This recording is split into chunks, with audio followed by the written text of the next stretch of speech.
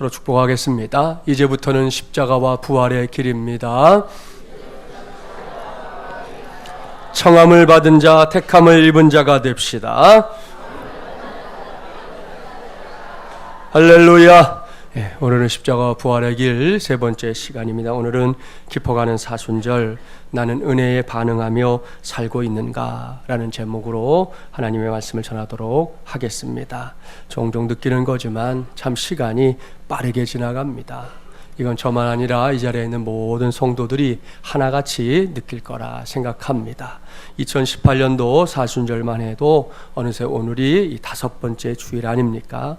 다음 주일은 종료 주일이고요. 그 다음 주일은 우리 모두가 고대하는 2018년도 부활 주일입니다. 사순절이 시작되면서부터 매일 특사를 인도하고 또 주어진 목회 사역하면서 하루하루 보내다 보니 벌써 시간이 여기에 이른 겁니다. 그런 생각 때문에 오늘 전할 말씀의 제목을 깊어가는 사순절, 나는 은혜에 반응하며 살고 있는가, 그렇게 정했습니다. 이를 염두에 두고 저와 함께 이 사순절의 한복판으로 한 걸음 더 깊숙이 들어가 보는 오늘 이 시간이 되기를 바랍니다. 오늘도 저는 여러분과 함께 십자가 사건을 눈앞에 두고 있는 예수님께서 행하셨던 일 가운데 하나를 살펴보려고 합니다. 오늘 주신 말씀의 배경, 이 베다니라는 이 마을입니다. 지난 3년여의 시간 동안 매우 분주하게 살았던 예수님이에요. 그러다가 공생의 막바지 시간이 되자 예수님께서 평소에 들렀던, 자주 들르곤 했던 이 베다니에 가신 겁니다. 베다니는 예루살렘 남동쪽 약 3km 지점에 위치한, 그러니까 예루살렘과는 아주 가까운 마을로 감람원이라는 산, 예수님께서 십자가를 지시기 전에 밤을 지새우며 기도했던 그 산 아시죠? 그 산과 이렇게 인접해 있는 마을입니다. 베다니에는 예수님께서 각별하게 생각하는 사람들이 살고 있었습니다. 오늘의 본문인 마가복음에는 그들의 이름이 소개되어 있지 않습니다. 하지만 요한복음 12장 1절 이하의 말씀에 따르면 그들은 우리가 잘 아는 사람들이에요. 나사로와 그의 누이들인 마르다, 마리아, 이 3남매 잘 아시죠? 바로 그들입니다. 성경에 이 사람들의 부모님에 관한 언급이 없는 걸로 보면 아마도 부모님이 일찍 세상을 떠난 듯합니다. 그렇게 일찍부터 부모 없이 그저 3남매가 서로 의지가지 되어 열심히 살았습니다. 그랬던 그들이 언젠가 예수님을 집에 모시게 되었는데요. 그때 그들은 예수님을 지극정성으로 섬겼습니다. 예수님께서 자신들의 집에 찾아와 주신 걸 크게 기뻐했던 거지요. 예수님도 그러한 나사로와 그 누이들을 많이 사랑하셨습니다. 성경을 보면 주님은 베다니에 갈 때마다 나사로의 집에 들어가는 걸 주저하지 않았습니다. 그러던 어느 날, 그야말로 사건이 일어나는 그 어느 날 말입니다. 나사로가 병들어 죽게 되었던 사건 아시죠? 안타깝게도 나사로가 하나뿐인 목숨을 잃어버렸던 그 일 말입니다. 하지만 나사로의 죽음도 예수님에게는 그다지 큰 문제가 되지 않았습니다. 예수님께서 어떻게 뭘 하셨습니까? 예수님은 이미 죽은 지 나흘이나 된 나사로를, 그래서 이미 장사까지 실어버린 나사로의 무덤을 찾아갔습니다. 그곳에서 외치셨습니다. 나사로야, 나오너라. 그래서 어떤 일이 일어났습니까? 죽었던 나사로가 살아났습니다. 이 말씀의 권능이 나사로를 무덤에서 살려낸 것이죠. 할렐루야. 이렇게 대단한 사건이 일어난 곳이 베다니입니다. 본문 말씀을 보면 예수님께서 그 베다니에 다시 찾아오셨어요. 그때 예수님을 위해 특별한 식사 자리를 준비한 사람이 있었습니다. 본문 3절 말씀을 보세요. 예수께서 베다니 나병 환자 시몬의 집에서 식사하실 때에 그랬습니다. 이 말씀에 따르면 예수님을 위해 식사를 준비한 사람은 나병 환자 시몬입니다. 초대교회 전승에 따르면 이 사람은 나사로의 아버지 또는 나사로 자신 혹은 마르다나 마리아의 남편이었을 것이다 추정합니다. 이러한 추정이 가능한 건 요한복음에 기록된 말씀이 이날의 사건을 매우 상세하게 다루면서 이 나사로의 식구들과 연관된 일로 쓰고 있기 때문입니다. 그리고 마가복음에서는 오늘의 주인공을 그저 한 여자라고 소개하고 있지만 요한복음에서는 나사로의 누이 가운데 한 사람인 마리아다 확실하게 이름을 밝히고 있기 때문입니다. 아무튼 여기서 중요한 건 그들이 예수님을 위해 식사를, 요한복음에 따르면 잔치를 준비했다는 사실입니다. 참으로 귀한 일이에요. 우리는 이러한 말씀을 근거로 나사로와 그 누이들에 대해서 단정적으로 말할 수 있습니다. 그들은 적어도 은혜가 무엇인지를 아는 사람들이었다는 겁니다. 그리고 그 은혜에 반응할 줄 아는 사람들이었다는 겁니다. 여기서 다시금 제가 이 시간에 전하는 말씀의 제목 떠올리십시오. 깊어가는 사순절. 나는 은혜에 반응하며 살고 있는가? 바로 이것 말입니다. 오늘은 말씀을 듣는 내내 이 질문을 저도 여러분도 스스로에게 해야 합니다. 다른 사람이 아닌 바로 내 자신에게 말입니다. 도대체 나는 2018년도 사순절을 어떻게 보내고 있습니까? 무엇을 생각하고 무엇을 하며 어떻게 보내고 있냐는 겁니다. 오늘은 이런 질문과 함께 나사로와 그의 누이들을 만나보려고 합니다. 다시 말하지만 그들은 은혜가 무엇인지를 아는 사람들이었고요. 나아가서 은혜에 반응할 줄 아는 사람들이었습니다. 이런 이야기가 있습니다. 예수님을 믿고 영접한 한 식인종이 있었습니다. 어느 날 정글에서 말씀을 열심히 읽고 있었는데 지나가던 백인이 보고 놀리기 시작했어요. 야, 너 글은 아니? 폼 잡기는 그게 이해는 돼? 백인이 이렇게 놀려대는데도 식인종은 아무런 대꾸도 않고 계속해서 성경을 읽었습니다. 그러자 백인은 더 놀려댔습니다. 참 할 일도 없죠. 이런 사람이야말로 진짜 깝깝한 인생인데, 아무튼 그렇게 시간이 한참 흐른 뒤에 식인종이 성경책을 딱 덮어버리고 놀리던 백인을 쳐다보며 이렇게 말했습니다. 야, 하나님의 말씀이 내 안에 없었으면 지금 바로 네가 내 안에 있었을 거야. 확 잡아먹어야 하는데, 예전 같으면 얼마든지 그랬을 텐데, 그러니 너 하나님의 은혜에 감사해라잉. 식인종의 말에 백인은 사시나무 떨듯 떨었다는 거지요. 참으로 훌륭한 식인종입니다. 왜요? 그는 하나님의 은혜에 반응할 줄 아는 사람이었기 때문입니다. 여기서 우리는 나사로와 그의 가족들이 받았던 은혜를 한 번쯤은 깊이 생각해 봐야 합니다. 먼저는 예수님께서 오늘도 자신들의 집을 기쁘게 찾아주셨다는 거죠. 베다니는 분명히 한 마을입니다. 우리도 이렇게 마을 안에 살고 있지 않습니까? 나사로의 가족만 달랑 사는 그런 곳이 아니라는 겁니다. 그런데 그 많은 집들을 제쳐두고 나사로의 집을 또 찾아주셨습니다. 은혜입니까? 안 은혜입니까? 나사로의 입장에서 보면 이것은 분명히 은혜입니다. 그것도 남다른 은혜입니다.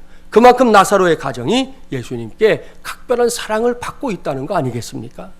다음으로 나사로의 가정이 받은 은혜에 꼽으라 그러면 뭐니 해도 죽었던 나사로가 다시 살아난 것이지요. 부모 없이 3남매가 살다가 가장격인 나사로마저 죽었습니다.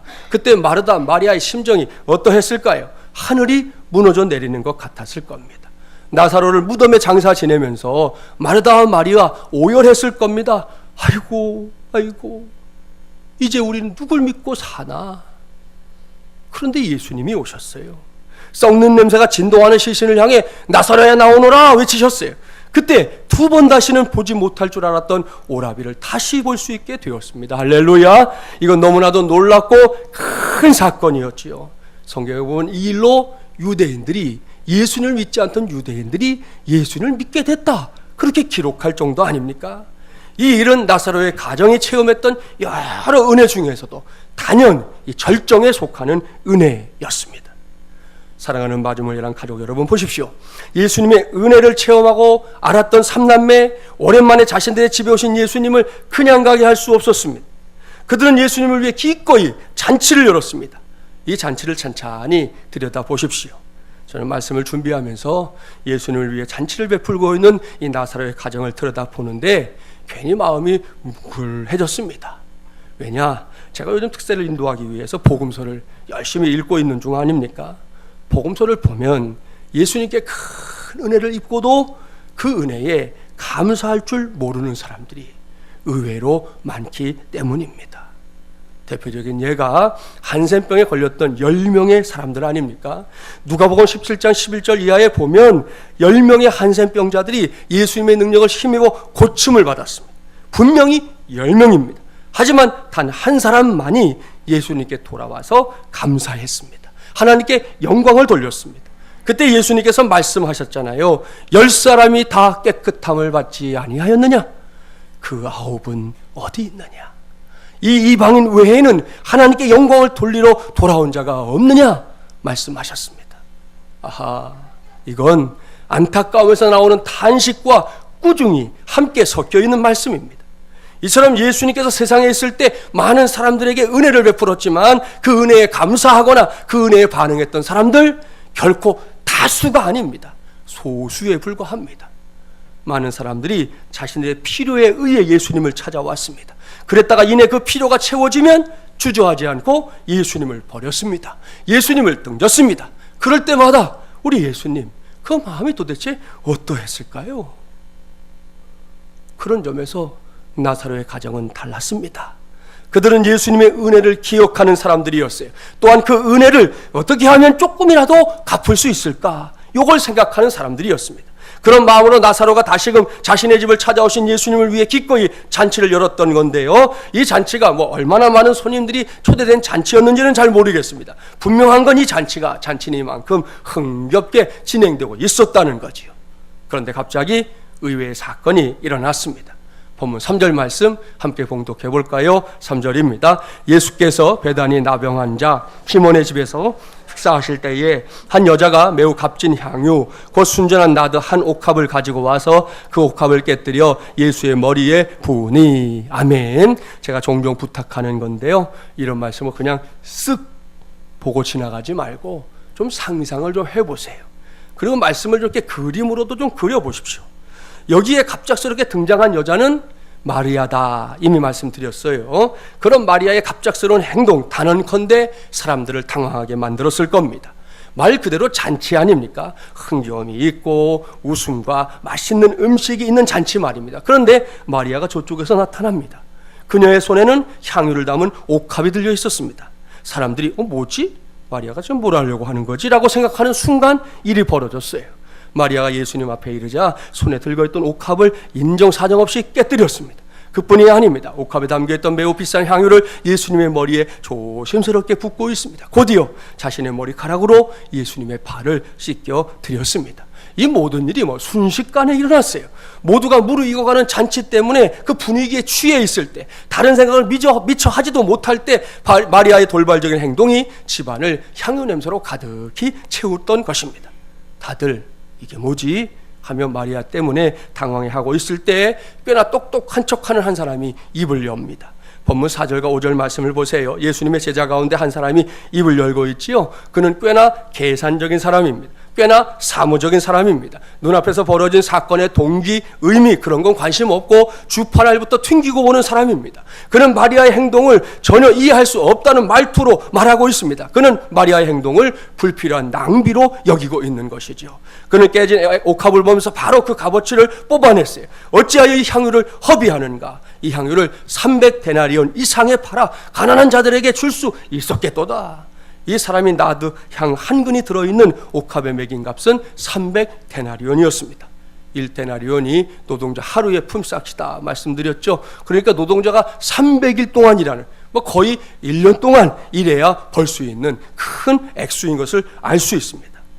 자, 그렇게 값진 옥합을 왜 깨뜨렸냐는 겁니다. 왜 그것을 예수님에게 쏟아버리는 낭비를 했느냐는 거죠.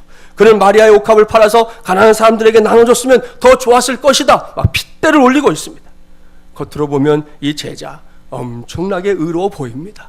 이런 상황에서도 가난한 사람들을 생각하고 있으니 말입니다. 그러나 동일한 마리아의 행동에 대해 예수님이 내리는 평가는 전혀 달랐습니다. 한 제자는 책망의 시선으로 마리아를 판단했지만 예수님은 달랐다는 거예요.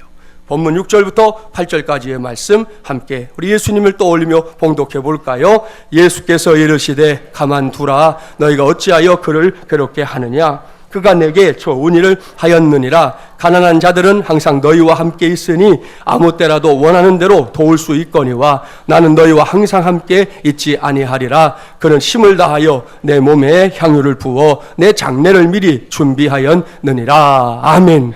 사랑하는 마주물이란 가족 여러분, 이 말씀을 잘 보십시오. 예수님은 마리아의 돌발적인 행동을 액면 그대로 조금도 가감 없이 다 받아들이고 있습니다.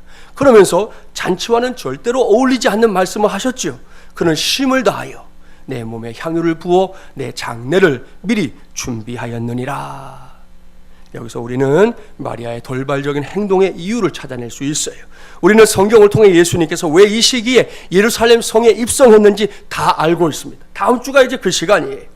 인류의 죄를 다 짊어지고 십자가에 달려 죽기 위해서입니다. 그러나 나사로 가정에 지금 모여있는 사람들, 심지어 예수님을 3년이나 따라다녔던 제자들도 그 이유를 몰랐습니다. 그들은 막연히 예수님께서 예루살렘에 올라가면 뭔가 엄청난 일이 일어날 거다, 그건 우리 모두에게 매우 유익한 일일 거다 등등을 생각했습니다.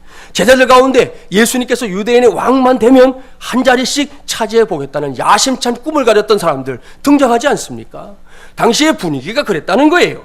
그렇게 그들은 나사로의 집에서 잔치를 벌이면서 앞으로 있게 될 이 핑크빛 미래를 꿈꾸고 있었던 거죠. 하지만 예수님은 달랐습니다.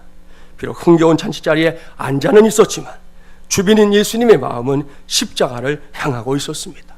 처절하고 두렵고 생각만 해도 고개를 절레절레 흔들게 만드는 그 십자가 말입니다.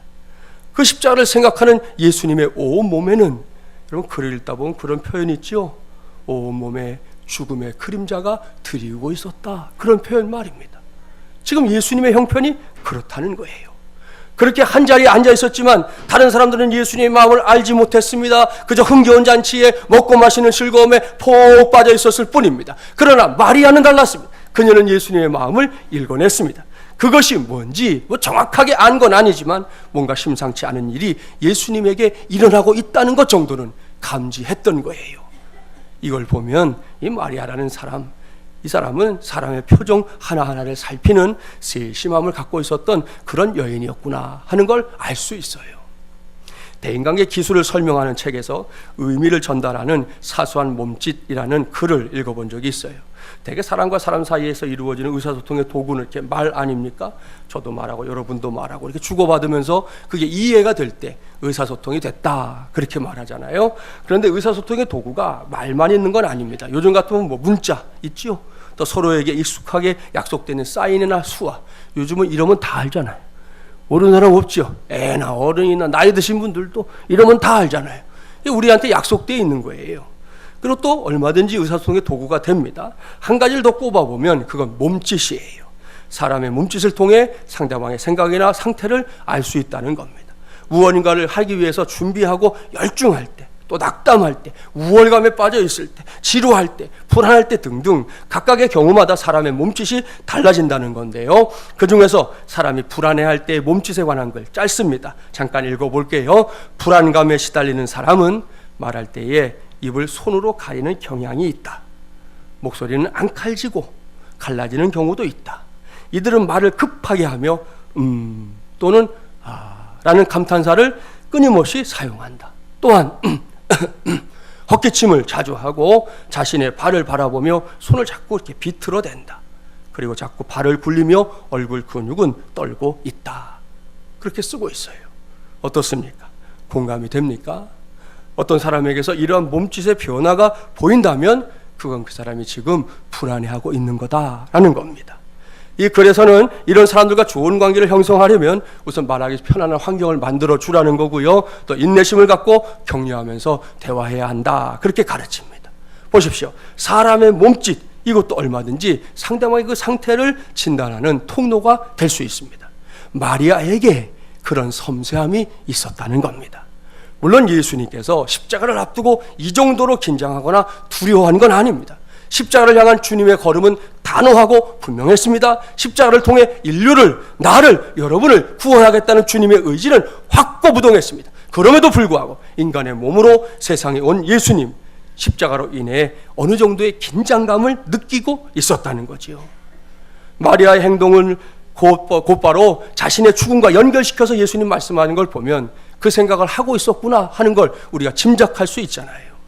다시 말하지만 제자들은 이러한 예수님의 고민 알아채지 못했습니다. 아니, 아예 관심조차 없었습니다. 예수님께서 예루살렘에 들어가면 뭔가 엄청난 일이 일어날 거야, 그건 우리에게도 좋은 일일 거야, 뭐 이런 생각, 이런 기대로만 가득 차 있었습니다. 그러니 뭐 예수님의 고민, 생각, 예수님 마음 보일 리가 없어요. 하지만 마리아는 달랐습니다. 그녀는 예수님의 고민을 알아챘습니다. 마리아는 세상을 위해 하나뿐인 목숨을 버리려고 하는 예수님의 그 마음을 조금씩 읽어냈던 겁니다. 그것을 알게 되자 마리아는 북받쳐 오르는 마음을 주체할 수가 없었습니다. 어떻게든 예수님에게 힘이 되고 싶었어요. 무엇이 됐든 예수님을 위해 하고 싶었습니다. 잠시 생각에 잠겼던 마리아 곧 결심합니다. 그동안 아끼고 아꼈던 성경학자들에 의하면 결혼을 위해서 준비해둔 값비싼 향유를 깨뜨려서 주님께 아낌없이 부어드리기로 결심했던 겁니다. 어디 그뿐입니까? 여인에게 있어서 가장 소중한 것 중에 하나인 머리카락으로 예수님의 발을 씻겨 드렸습니다. 2018년도 사순절 안으로 깊숙이 들어가고 있는 사랑하는 마중물려한 가족 여러분, 여러분의 눈에 이러한 마리아의 모습 어떻게 보입니까? 지금이 다른 때라면 뭐 이런 거 묻지 않겠습니다. 지금이 다른 때가 아니라 사순절이라는 걸 떠올릴 때 그녀의 모습이 어떻게 보이냐는 질문입니다. 제게는 그녀의 모습, 그녀의 헌신이 매우 큰 도전거리가 되었습니다. 무엇보다 마리아가 주님의 은혜를 알았던 사람이고 할 수만 있다면 그 은혜에 보답하고 싶어 했던 사람이라는 사실을 기억해야 합니다. 그러한 마리아의 헌신은 결코 멋을 부리기 위해 행해진 게 아니에요. 마리아의 헌신은 사람들에게 인정받고 칭찬받을 목적으로 행해진 것도 아닙니다. 자신이 앞으로 받게 될 유익을 하나하나 계산하면서 행동하고 있는 거 아닙니다. 마리아가 기꺼이 300데나리온이 넘는 이 향유를, 그 향유가 든 옥합을 예수님 앞에서 깨뜨릴 수 있었던 이유는 오직 한 가지뿐입니다. 그것은 그녀가 은혜의 크기와 가치를 알았기 때문이에요. 자신이 받은 은혜가 얼마나 큰 것인지, 자신이 받은 은혜가 얼마나 놀라운 것인지 알았기 때문이라는 말씀입니다. 여기서 질문하겠습니다. 그렇다면 우리는 어떻습니까? 다른 때도 아니고 사순절이 깊어가고는 지금 우리는 그 은혜를 제대로 알고 있습니까? 나 같은 죄인이 용서함 받아서 이 시간에 주님의 몸된 교회에 앉아 예배하고 있는 것 자체가 얼마나 큰 은혜인지 정확하게 알고 있느냐는 질문입니다. 여러분, 은혜에 관한 한 우리 모두는 마리아보다 더 큰 은혜를 받은 사람들입니다. 마리아는 막연히 주님의 죽음을 생각하고 있었지만 우리는 다르잖아요. 우리는 예수님의 십자가가 무엇을 의미하는 것인지 정확하게 알고 있는 사람들입니다. 십자가 위에 높이 달린 채 가진 모욕과 수치 가운데 죽임당하신 어린 양 예수 그리스도로 말미암아 죽을 수밖에 없었던 내가 구원받았습니다. 죽을 수밖에 없었던 당신이 구원받았습니다. 죽을 수밖에 없었던 우리가 구원받았습니다. 이게 대수롭지 않은 일이라고 생각합니까? 이게 어디서 흔하게 볼 수 있는 그런 예사로운 일입니까? 아니라니까요. 아니고 말고요. 이건 필연적으로 죽어야 할 자가 살게 된 것입니다. 내가 죽어야 하는 건데 예수님이 대신 죽었어요. 당신이 죽어야 하는 건데 예수님이 대신 죽었어요. 우리가 다 죽어야 하는데 예수님 대신 죽었다고요. 그러니 이게 얼마나 큰 은혜입니까? 얼마나 놀라운 은혜입니까? 그렇다면, 그게 맞는다면 우리의 헌신 어떤 것이어야 하는 겁니까? 우리에게도 마리아 못지않은 주님을 향한 헌신과 섬김 있어야 하는 거 아닙니까? 그래야 합니다. 반드시 그래야 합니다. 그러나 이것은 어디까지나 이상이지 현실은 아닙니다. 죄송한 말씀이지만 이 강단에 서서 말씀을 전하고 있는 저를 포함해서 적지 않은 그리스도인들이 자신이 지금 받고 있는 은혜가 얼마나 크고도 놀라운 것인지 잘 모르고 살 때가 많습니다. 신앙생활을 하고 있다고 말하고 교회 문턱도 넘나들면서도 내가 받은 은혜를 잘 모른다는 말씀이에요. 그러다 보니 오늘날 우리의 헌신에는 늘 이유가 많습니다. 이런저런 핑계가 넘칩니다. 처음에는 분명히 안 그랬는데, 처음 주님 만나고 처음 구원 확신하고 내가 은혜 가운데 섰을 때는 분명히 안 그랬는데, 시간이 흘러갈수록 우리의 헌신은 최고의 것보다는 자꾸만 질이 떨어지는 것들로 변질되어 갑니다. 자신을 위해서는 많은 시간, 물질, 땀 쏟아 부으면서도 주님을 위해서는 할 수만 있다면 짧은 시간, 적은 물질, 약간의 땀만을, 그것도 선심을 쓰듯 쓸 뿐입니다. 특히 요즘같이 어려운 시대에 더욱 인색해지기 쉬운 게 솔직한 우리의 모습이에요. 이것이 과연 은혜를 받은 사람의 삶일까요? 은혜를 아는 사람의 삶일까요? 혹시 본문에 나오는 한 제자처럼 다른 사람들의 헌신마저도 나의 잣대를 가지고 함부로 판단하고 있을 때가 더 많지는 않습니까? 이러한 점에 있어서 커다란 도전을 끼친 젊은이들이 있어요. 1995년 1월 17일에, 그러니까 지금으로부터 23년 전이죠. 일본 고베에서 대지진이 발생했던 적이 있었습니다. 얼마 전에도 대지진이 있었지만 그때 지진 보세요. 이게 일본이라는 나라 한복판인데 전쟁터 같지 않습니까? 진도 7.2의 강진이었고 6,300여 명이 죽었습니다. 그때 한국교회 청년 300명이 그곳에 달려갔어요. 하지만 모든 도로가 끊어져서 현장으로 들어갈 수 없었다고 합니다. 그들은 국리 끝에 한 가지 방법을 찾아냈습니다. 시내 중심가에 있는 양로원이 별로 부서지지 않아서 그곳에 할아버지와 할머니들이 기거하고 있다는 소식을 들은 겁니다. 청년들은 오사카로 이동해서 자전거 300대를 빌렸습니다. 그리고는 그 자전거로 물, 우유, 화장지 등등 생필품을 싣고 나르기 시작했습니다. 그런데요, 그때 모두가 놀란 사실은 일본 청년들이 그런 광경을 이렇게 지켜보기만 했을 뿐 아무도 도와주지 않았다는 거예요. 오히려 그들의 표정은 아니 한국 청년들이 여기 가서 뭐 하는 거지? 알 수 없다는 그런 표정을 지었다는 것이죠. 진짜로 이상한 나라의 사람들이에요.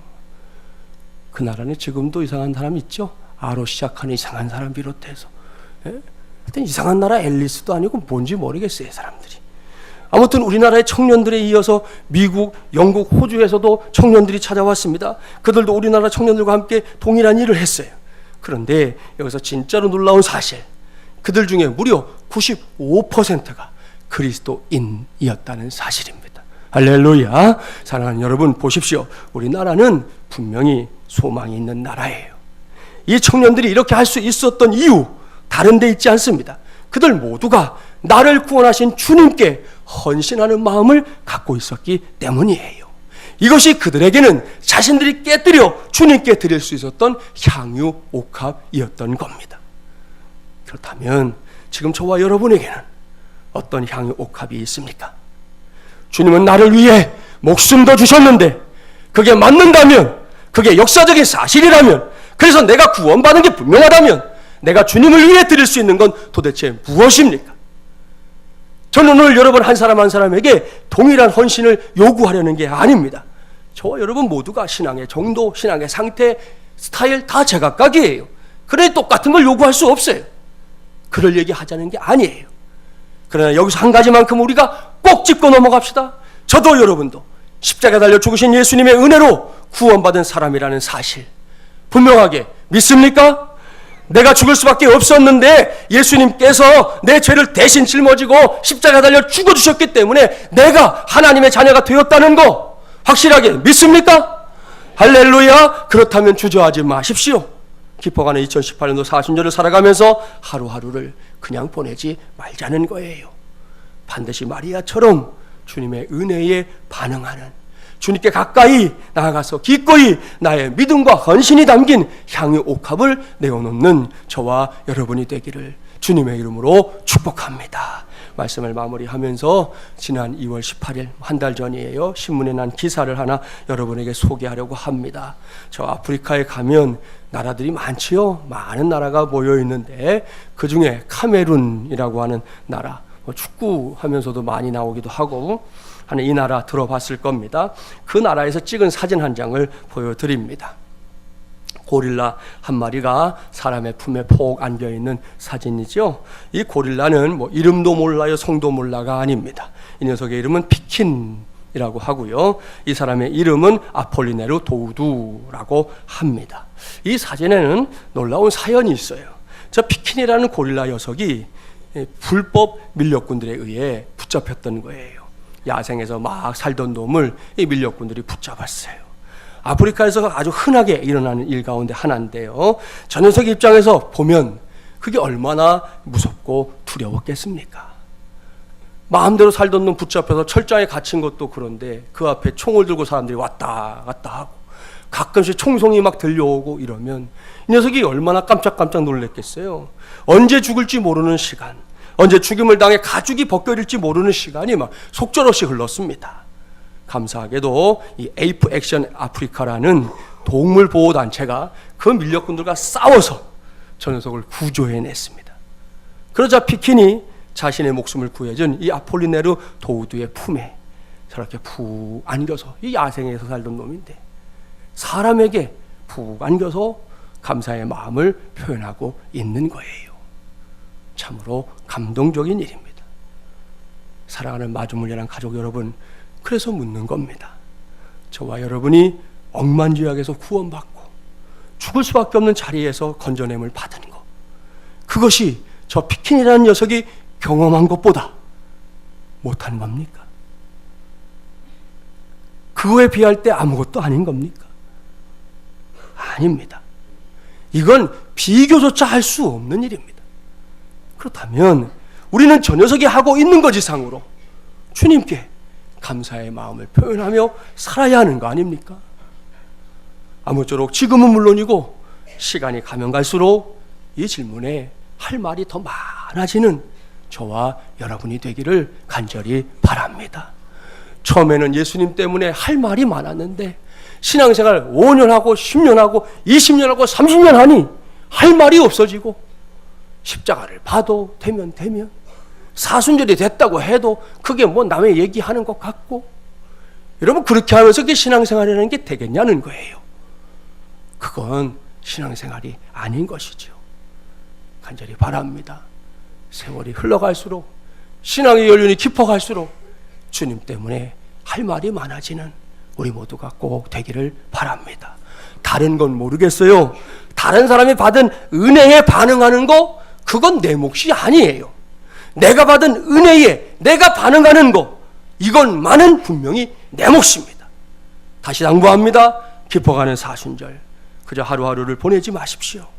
기왕이면 부활절에 이르기까지 하루하루를 내가 받은 은혜, 그 십자가의 은혜, 그 구원의 은혜, 그 죽음에서 건진받은 은혜에 확실하게 반응하며 살기를 바랍니다. 그것이 내게 있는 향유 옥합입니다. 그래야 할 때 예수님 우리 모두를 더욱 귀하게 여겨주실 줄 믿습니다. 그리고 분명하게 말씀하실 거예요.